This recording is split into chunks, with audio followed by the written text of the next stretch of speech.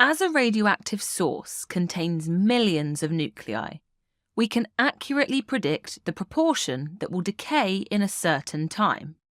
Remember that a radioactive decay is a random process. If an individual nucleus is unstable, though we can say how likely it is to decay, we can't predict when it actually will. But if we have a large system of unstable nuclei, such as all the radioactive atoms in a rock, then we can predict what proportion of them will decay in a certain period of time. For example, we could predict that 50% of these nuclei will decay in 1 hour. In other words, half will change from these unstable nuclei to stable nuclei, which we'll mark with an X.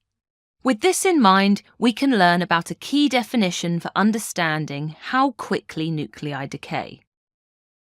The half-life of a radioactive isotope is the time it will take for half of its nuclei to decay.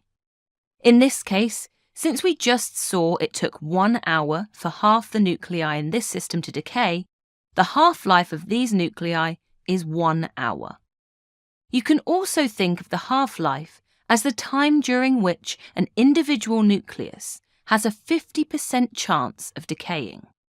Then for large samples, we'll consistently see exactly half the unstable nuclei decay in this time. But why do we measure the rate of decay this way and not in terms of the number of decays?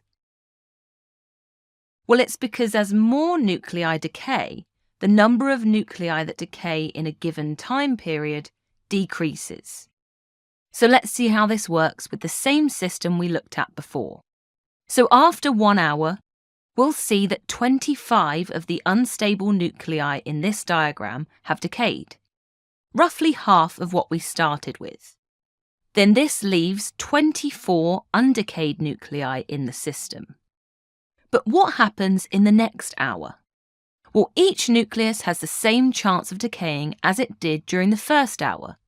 The fact that they haven't decayed yet doesn't affect this. But we have less nuclei to start with, so we'll see less decay in this time. This means in the second hour, we only see 12 decays, which notice is half of what we had at the start of the hour. Then we have 12 undecayed nuclei remaining. This is why we can't measure rate of decay in terms of the number of nuclei. As less nuclei remain undecayed in a sample, the less decays that can happen in a certain period of time. So, we use half-life instead, since the half-life of the sample is independent of the number of undecayed nuclei remaining in it. But what determines what the half-life of a substance will be? Well, the half-life is determined by what element and isotope the unstable nuclei are from. In other words, it's not determined by the size of a sample, only what's in it. External conditions such as temperature won't affect the half-life either. Let's look at 3 different substances and their half-lives. First, carbon-11 nuclei will undergo beta decay to become stable boron-11 nuclei.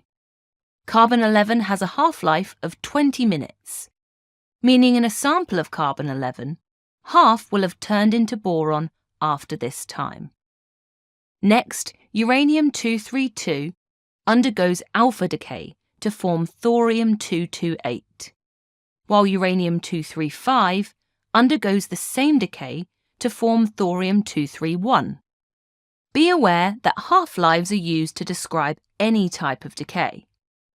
It's the rate of decay we're looking at, not what radiation is being produced.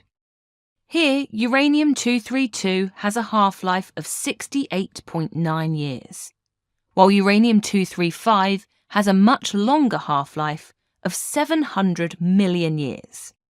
So despite being the same element and emitting the same type of radiation, the fact that these 2 substances are isotopes mean they can have very different half-lives.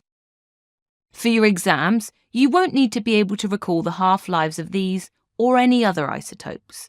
They'll always be given to you if they're needed. So how can we use these half-lives to describe the behaviours of these isotopes qualitatively? Well, first, nuclei with short half-lives will decay quickly and have high activity. So as we saw, carbon-11 has a half-life of less than an hour. So this means that from a sample of carbon-11, there will be many decays per minute. If there are 1 billion unstable nuclei in the sample, then we'll have over 1 million decays within the first minute. So a very high activity. Then a sample of any size would be stable after 2 hours. Once we get down to the last few nuclei, we can't really predict when they will have all decayed due to their random nature.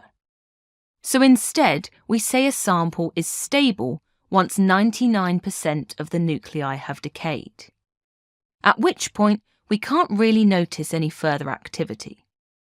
So if we do the maths for this, we find for any sample this will be after around 7 half-lives.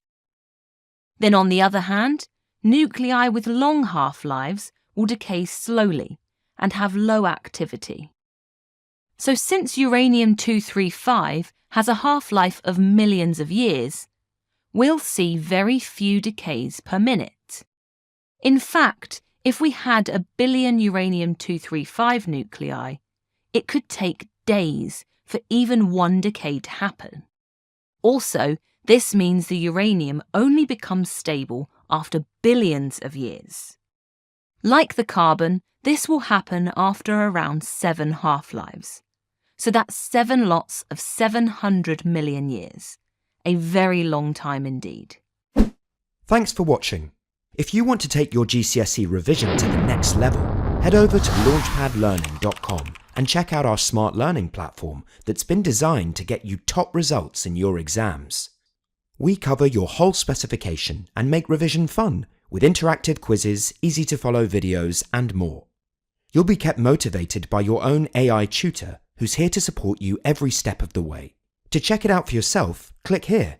Or click here to keep watching a selection of the videos from our full GCSE Physics course. See you there!